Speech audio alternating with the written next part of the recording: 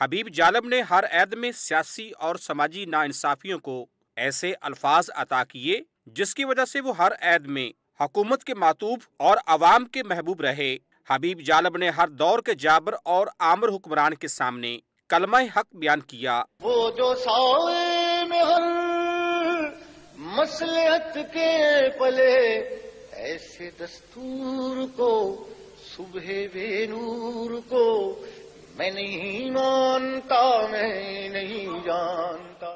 جالب کی انقلابی سوچ صرف شعری مجموعوں میں ہی نہیں بلکہ کئی معروف فلمی نغمہ نگاری میں بھی کام آئی۔